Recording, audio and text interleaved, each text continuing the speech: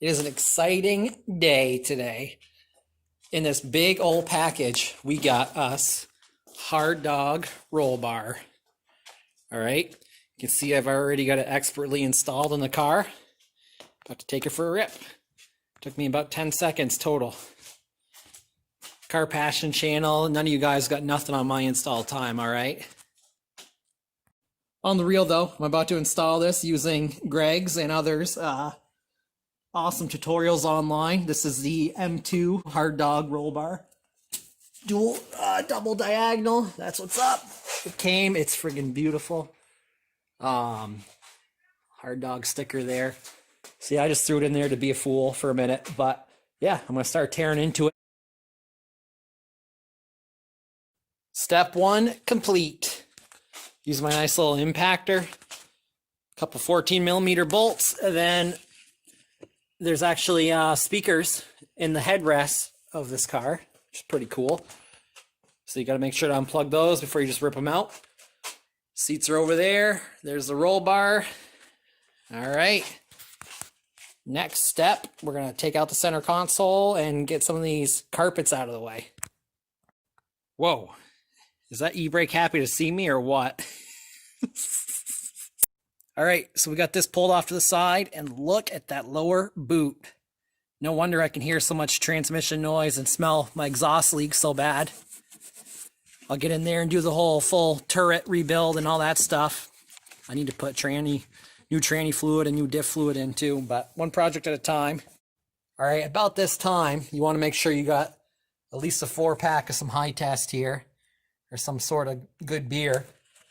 I'm not doing anything too crazy yet. Just got the car up on jack stands, but you know, I plan on being out here for the rest of the night, so we'll see where that 4-pack of Sip of Sunshine gets me. I might hold off on any drilling if it takes me 3 or 4 of them, because my car looked like Swiss cheese by the time I was done, probably. But anyways, got the car jacked up, wheels off, jack stand, and we got to take off this panel because you actually end up drilling down through the chassis. And you put on some heavy-duty plates on the bottom. They get bolted on. All right, so now we are taking the seat belts off. I take this whole plastic piece out. I think the seat belt itself, maybe. And then I'm taking off what they call the waterfall carpet or whatever the hell. Taking this out. I already had this guy loosened up, and the big tin piece on top is already removed. Followed Miata Dad's advice again with a claw hammer. Worked like a charm to get these little clips out. Love it. So we're moving on to the next step. All right, here we are in the back, taking this carpet out, and these clips are a pain in the ass. They're 30-year-old clips. They've never been taken out. This is the original top, little cracks and everything. I got sealed up. God damn it. Most of these are just breaking when I take them out, so I'm thinking about saying screw it, and I'm just going to order some new ones online.